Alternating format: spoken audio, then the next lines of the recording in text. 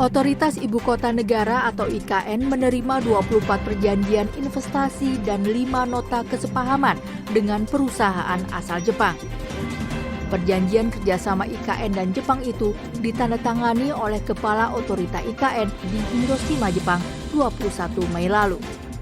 5 perusahaan Jepang yang menandatangani MOU yaitu perusahaan yang bergerak di sektor perbankan, keuangan, infrastruktur, dan konstruksi. Kerjasama ini disepakati di sela-sela rangkaian agenda konferensi tingkat tinggi atau KTT G7 yang kala itu juga dihadiri oleh Presiden Joko Widodo. Berbicara tentang kerjasama investasi Indonesia-Jepang, negara Sakura itu bukanlah partner bilateral baru bagi Indonesia. Jepang sudah berpuluh-puluh tahun menjadi investor infrastruktur Indonesia. Menurut Direktur Eksekutif Next Policy, Fitra Faisal Hastiadi, langkah Jepang berinvestasi di IKN merupakan bagian dari strategi makroekonomi mereka di ASEAN. Karena Jepang sedang ketar-ketir di tengah gempuran investasi Tiongkok di ASEAN dalam beberapa tahun terakhir. Dalam waktu 10 tahun terakhir, Tiongkok berhasil melampaui Jepang dalam hal investasi di Indonesia dan ASEAN. Sehingga untuk mempertahankan basis regionalnya di ASEAN, Jepang memilih IKN untuk mengembalikan posisi mereka sebagai investor utama di ASEAN.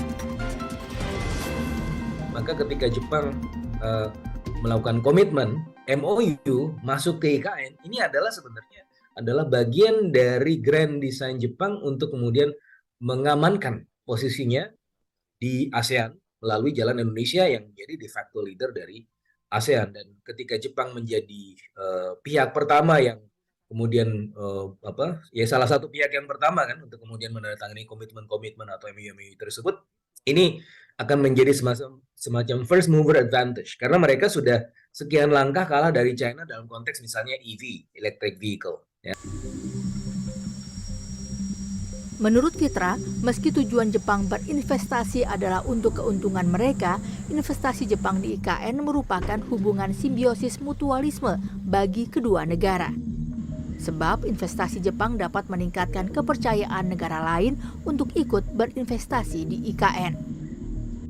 Hal itu terbukti dengan masuknya 223 Letter of Intent atau LOI ke Otorita IKN. Jepang masih menjadi negara dengan pengajuan LOI terbanyak, yakni 26. Kemudian diikuti beberapa negara Asia seperti Singapura, Malaysia, Thailand, Tiongkok, Korea Selatan, dan Uni Emirat Arab. Ada juga LOI yang dilayangkan oleh Jerman, Spanyol, Finlandia, Amerika Serikat, Kanada, dan Luxembourg.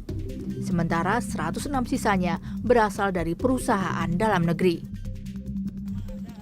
Pemerintah pun memberikan banyak kemudahan investasi dan insentif bagi negara yang ingin berinvestasi di IKN. Pemerintah telah menerbitkan peraturan pemerintah nomor 12 tahun 2023 yang merupakan PP tentang kemudahan berusaha dan berinvestasi di Ibu Kota Nusantara. Dan situ saat ini adalah merupakan paket insentif yang paling atraktif yang ada di Indonesia saat ini. Mulai dari adanya hak atas tanah, misalkan hak atas tanah yang diberikan adalah hak guna usaha dan hak guna bangunan atau HGU dan HGB yang masing-masing berjangka waktu sampai 95 tahun dan 80 tahun, dan itu bisa diperpanjang. Menurut Fitra, Jepang masih menjadi investor yang paling menjanjikan, sebab Jepang sangat unggul dalam merealisasikan investasinya. Bahkan dibanding negara maju seperti Amerika Serikat. Meski demikian, Fitra mengingatkan agar pemerintah tidak terjebak dalam tawaran Jepang, mengingat Indonesia memiliki utang yang cukup besar terhadap negara matahari terbit itu. Iya, jadi selama ini memang kalau kita boleh mengevaluasi arah investasi maupun utang Jepang. Jadi kalau kita bicara peringkat utang bilateral negara ke negara, itu kan Jepang yang paling besar ya di Indonesia.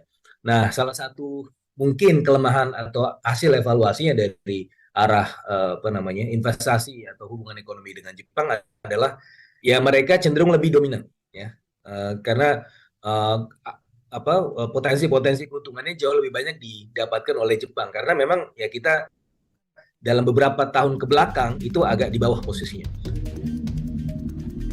Menurut Fitra, posisi Indonesia yang saat ini telah melebarkan kerjasama dengan sejumlah negara lain seperti Tiongkok harusnya bisa menjadi senjata Indonesia untuk tidak tunduk pada tawaran Jepang yang hanya menguntungkan salah satu pihak saja.